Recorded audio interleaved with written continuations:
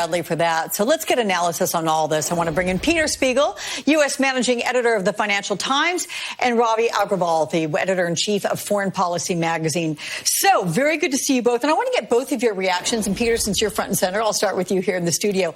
Overall, that exchange back and forth, this special relationship, something we see repeated time and time again with presidents on both sides, prime ministers and presidents on both sides of the pond, alluding to our relationship. Tell me how you think it's going with Boris Johnson. What are the sticking points? Well, I mean, look, it's awkward. I mean, it's awkward for the very reason that Matt pointed out, which is this is the embodiment of sort of the Trumpian populism in Europe. And certainly a Macron and a Merkel see Boris Johnson that way, right? It was Trump who championed Brexit, cozied up with Nigel Farage, the head of the Brexit party, and really sort of seized on Johnson as his ally in Europe. Now, Johnson, almost from day one, day after Election Day, went to the floor of the Commons and said, hey, we're very excited, Joe Biden's coming. And so he's been trying to roll that back over the course of the last 6 months. But there is some bad blood there, right? Not only is he a member of the Tory party, which is the center-right party in Europe, and Joe Biden is a Democrat, which is center-right. There's always tensions between Democrats and Tories in that regard. So I think this is, they're trying to put a brave face on it, but there are clearly tensions that are there that are residual. But you have to remember below that, on the military-to-military relationship, on the intelligence relationship, on the trade relationship, these are two countries that have an alliance that stretches back, centuries. And of course, there was the original breaking with Britain, but there was that. Yes, there was that. Let's not forget that. And I let my British colleagues never forget that. But look, this is in terms of interest and global interest, particularly with China and Russia and these challenges that the U.S. is facing internationally, they need Britain. They need Britain on side. They need British military. They need British intelligence. So they need to be able to sort of mend those fissures that happened during the Trump administration. And clearly Johnson wants to do that. Yeah. Ravi, do you think the way Emmanuel Macron and Joe Biden described their relationship, that they're on the same page, essentially, do you think that can be also applied to the relationship with Boris Johnson? Maybe not as solidly, like with a black Sharpie pen, but do you think it can get there? I think it possibly could. I mean, one thing's quite clear, which is that Boris Johnson is a bit of a shapeshifter. He always has been. I think he made clear yesterday at one point when he was with President Biden that when they made a quip about how they had both married up, Boris Johnson said, I'm not going to disagree with that, or indeed with anything else. I think that sort of, for me, set the tone of what Boris Johnson is trying to achieve out of the next few days, which is really to sort of reverse from his earlier comments about Biden, to also sort of sidestep Biden's comments about him, and try and look forward. I mean, this is a very important relationship for Boris Johnson. Let's not forget that part of Brexit was the UK being able to set its own deals with other countries, primarily the United States. So it's very important for Boris Johnson to build this relationship with the United States. And he will be looking to do everything he can to agree. Of course, there are some disagreements. Northern Ireland, for example, just to state one thing. But of course, I think overall we'll be seeing a fairly sort of convivial relationship between them. I'm curious, Ravi, with regard to China, with the focus today there, what message do you think the leaders are trying to send? How closely do you think China is watching what's happening there in the UK? Oh, China is watching this very closely indeed. It realizes that, the very point of the G-7, which is a group of mostly rich, but mostly Western countries and Japan. And, part of their sort of reason for being together is that they are democracies.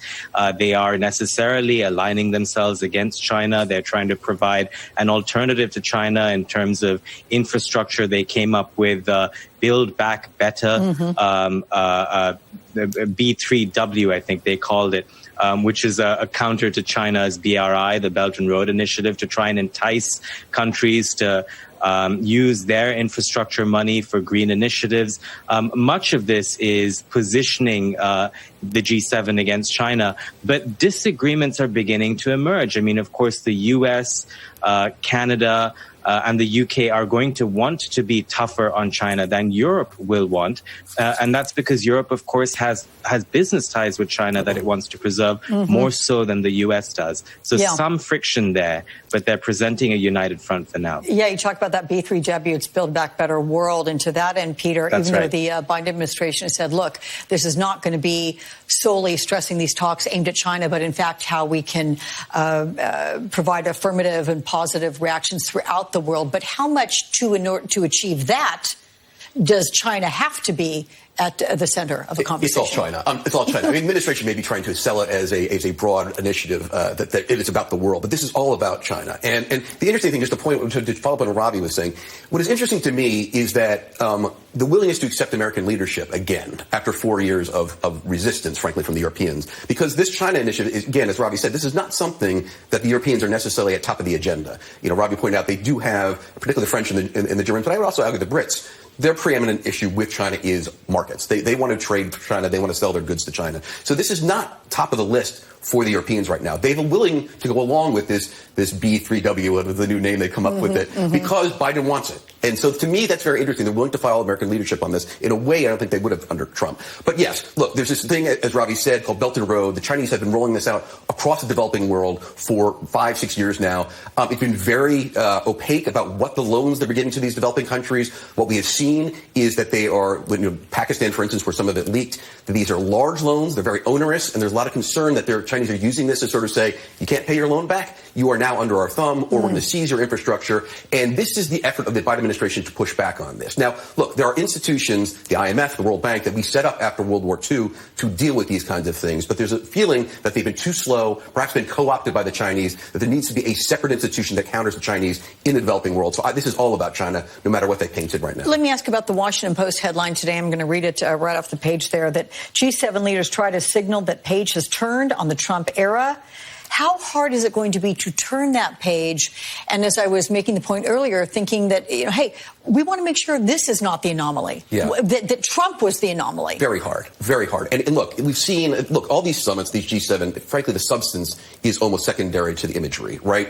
Biden wants to go there to say, and he said this, America is back, forget about the last 4 years. But I've been talking to some European diplomats who are pro-American, and they said it is very difficult to have these conversations in their own governments to convince their own governments that, okay, now time to play ball with the Americans again. It's back to normal. And there's been a struggle for the pro-American factors, and this is within France, within Germany, within Britain, our closest allies, because there is a pushback, people saying, I'm sorry, we can no longer trust the Americans on this. Biden may be a guy we trust, but this is not going to last long. How many of those that you're talking to are not necessarily pro-American, for lack of trust or any other reason? The frustration, frankly, because I show up with an American accent, the ones who tend to talk to me are the ones who tend to be more pro-American. And the frustration, I think, is that the ones who are advocating American alliances within those governments are the ones having the biggest problem. They are trying within their own systems to say, Trump is an anomaly, we can work with the Americans on this, and they are finding pushback from within their own systems, because those who have, particularly in France and Germany, those who have sort of woken up to 4 years of Trump and assumed the Americans would always be reliable, would always be there for them,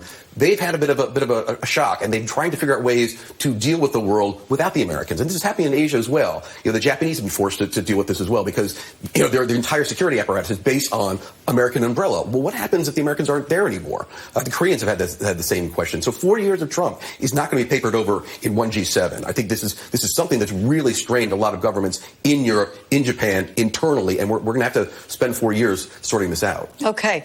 Peter and Ravi, what a great conversation with both of you. Will you both come see me again very soon? I appreciate you. Thank you. Meantime, Congress demands answers. What did Jeff Sessions and Bill Barr know about the secret investigation?